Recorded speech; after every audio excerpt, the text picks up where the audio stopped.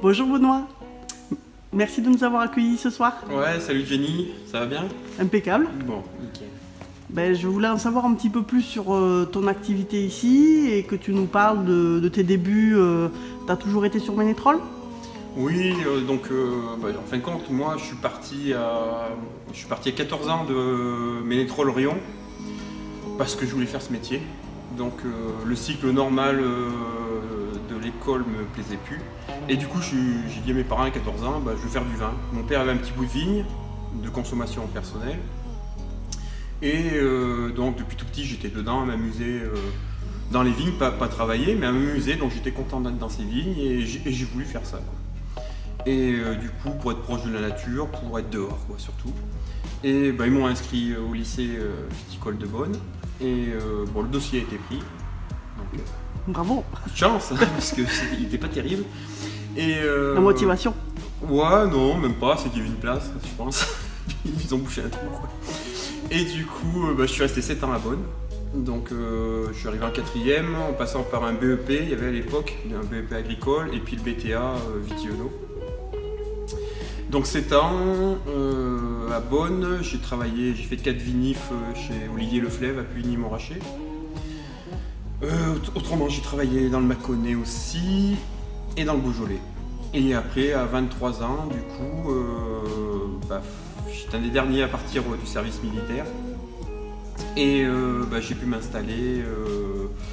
Je voulais revenir ici, la Bourgogne c'était sympa. Oui, tu voulais pas rester en Bourgogne? Non, parce que j'aime beaucoup, mais tu peux pas t'installer. Les vignes sont chères? Ouais, c'est très coûteux, surtout en Côte de Beaune et Côte de Nuit. Donc on ne peut pas s'installer, on ne peut pas racheter un vignoble, et puis il y a le challenge de l'Auvergne, quoi. Il y a les racines. Moi j'avais un peu ce manque de pays, ce manque des copains, manque du rugby, manque de tout ça, quoi. Donc c'est un tout qui ont fait que c'était une évidence de revenir ici pour faire quelque chose dans le vin. Oui, parce que tu es impliqué un peu dans le monde du rugby ici? Oui, du coup moi j'ai fait ma carrière, pseudo-carrière, parce qu'on peut pas dire, on n'est pas professionnel, quoi. Donc à Rion du coup, et puis voilà, et après un peu d'éducateur à l'école des sports de Rion, et maintenant je fais du sponsor de rugby, et puis voilà, quoi, en gros c'est ça. Donc ici depuis combien de temps alors, à Ménétrol? Donc installé en 99, donc ça fait 22. Tu as combien de vignes au total? Combien de parcelles? Combien de Là, tout de superficie? suite, j'arrive à 10 hectares de vignes, oui, sur 1, 2 et au moins 7 communes. Ouais, 7 communes.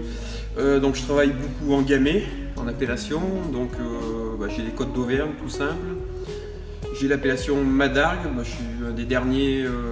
Là j'ai réussi à réinstaller deux personnes sur Madargues, donc je suis assez content que ces gens qu'on soit plus nombreux, parce que j'étais le dernier. Oui, pour favoriser ce cru. Oui. Tout à fait, voilà. Et puis il faut des jeunes, il faut la suite, hein. C'est un peu ce que je regrette, c'est que quand je suis arrivé il y a un peu plus de 20 ans, on avait des vignerons vieillissants et je trouve qu'il n'y a pas eu assez d'efforts de la filière d'aider les jeunes à s'installer et à se lancer. Donc ça c'est quelque chose que moi j'ai essayé de faire en tant que président de la Fédé quand j'étais président. Et parce que c'est trop important, on perd trop vite des surfaces et c'est dommage, on serait vite en extinction, un vignoble en extinction. Passe par manque de jeunes, quoi. Il y a un regain maintenant, il y a plusieurs jeunes qui s'installent. Ouais, ça y est, c'est parti, oui, ça se relance, et puis on a un vignoble qui est accessible au niveau achat foncier, donc voilà, c'est pas la Bourgogne, c'est pas Bordeaux, mais il y a tout à faire. Donc, avec du potentiel par contre. C'est ça, on a le potentiel, il y a le challenge, t'as tout à faire découvrir, quoi. Donc le vignoble n'est pas connu, on peut faire des super vins, donc non, c'est ce qu'il y a de mieux, quoi. Donc Madargues en redescendant Châteauguay. Voilà, après on est sur Châteauguay, Chanturgue, donc pour les crus. Et après, du coup, j'ai rosé en Côte d'Auvergne, blanc en Côte d'Auvergne. Et après, pas mal d'IGP. Et oui, tu travailles pas que le gamay? Non. Donc du coup, gamay en rouge avec du pinot. J'ai de la Syrah en IGP du Puy-de-Dôme. Et j'ai du Gamaret, et j'ai un peu de Merlot. Tu peux nous en dire plus sur le Gamaret peut-être? Ouais, alors le Gamaret, c'est un cépage qui est inventé par les Suisses en 75-76. font beaucoup de recherches, les Suisses. Et c'est des cépages métis, on appelle ça. Donc c'est pas des hybrides, c'est un métis, c'est de souches de gamay. Donc c'est un gamay qui a été croisé avec un cépage autrichien qui est le Richtsteiner, un cépage blanc. Et on a des rouges très fruités, très ronds, très gourmands, beaucoup de couleurs, très intenses, pas très tanniques. Et l'avantage, c'est que c'est un raisin, là-dessus, je suis à 3 traitements bio par an. Donc c'est résistant au mildiou et à l'oïdium, donc résistant aux maladies. Donc c'est très intéressant là-dessus. Et justement, toi, tu es impliqué d'un point de vue environnemental? Donc de plus en plus impliqué, hein. Je pense que tous les vignerons sont un peu comme moi, impliqués. Il faut, parce qu'en plus, bon, je trouve que la vigne, c'est une culture qui devrait être automatiquement en bio, hein, parce qu'on peut le faire, hein, c'est pas une grande culture, donc on peut se donner les moyens et pour moi il faudrait que tous les vignerons soient en bio, quoi. Pourtant tu travailles, tu as une petite équipe, tu travailles tout seul? Alors du coup j'ai des saisonniers bon, pour les vendanges et puis après au printemps et l'été entre 3 et 4 personnes, quoi. Voilà. Et d'ailleurs là tu es à côté d'une amphore du coup? Donc voilà, ouais, depuis 2015, je suis un des premiers à faire des amphores dans le Puy-de-Dôme. C'était de se rapprocher de plus en plus de la nature, donc faire des essais en amphore. Donc du coup c'est pas sulfité, j'essaye d'aller jusqu'au bout et quitte à faire des vins naturels. Et donc voilà, c'est vraiment super intéressant sur les Syrah parce qu'il y a un cépage un peu réducteur, un peu dur.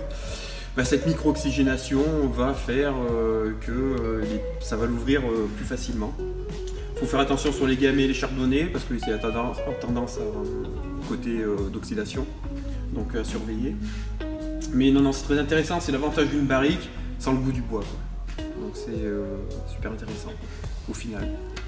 Et à table, tu pourrais nous parler d'un accord mets 20 peut-être que tu as particulièrement apprécié sur une de tes cuvées? Ouais, accord mets 20, si on part sur une cuvée en amphore, je fais un vin type orange en fin de compte. Donc un chardonnay qui est macéré avec la peau et ses pépins. Donc l'extraction de tanin. Et là-dessus du coup, avec un tagine. En fin de compte. Ah oui, intéressant. Ouais, c'est super intéressant, l'accord mets 20. On est sur un côté, le vin est beaucoup sur le côté coin du fruit et avec le côté épicé du plat, c'est un accord parfait, quoi. Intéressant. Et tu aurais une petite anecdote à nous raconter? Ouais, des anecdotes, il y en a plein. On pourrait en raconter pas mal, mais laquelle j'imagine qu'il y a au moins 15 choses par jour qui arrivent, mais... Ouais, c'est ça. Non, une anecdote, je dirais un peu de fierté, peut-être à un moment donné, c'est quand Olivier Poussier avait sélectionné mon vin, donc une de mes cuvées. Du coup, il avait sélectionné ça, il y avait 300 journalistes, du monde du vin, restaurateurs, cavistes, et on a fait un repas, c'était à la Paulée de Chartres. Et du coup, le vin était dégusté à l'aveugle et personne n'a trouvé, quoi. Et donc je trouve que c'est une super anecdote parce que quand Olivier, il n'y a qu'une personne qui a trouvé, c'est le gars avec qui je mangeais et il s'est demandé pourquoi j'étais là, quoi. Oui, donc il en avait dit que c'était mon vin. Ah c'est super. Et du coup voilà. Belle rencontre. Ouais, c'est une belle rencontre et puis je dirais que ça a mis un choc un peu dans le monde du vin et il dit tiens, les Côtes d'Auvergne existent, quoi. Donc je trouve que c'est une anecdote qui est pas mal pour tout le monde, quoi. Merci beaucoup de nous avoir reçus. Ouais. Et à très vite pour goûter. Et pas de soucis, merci à vous.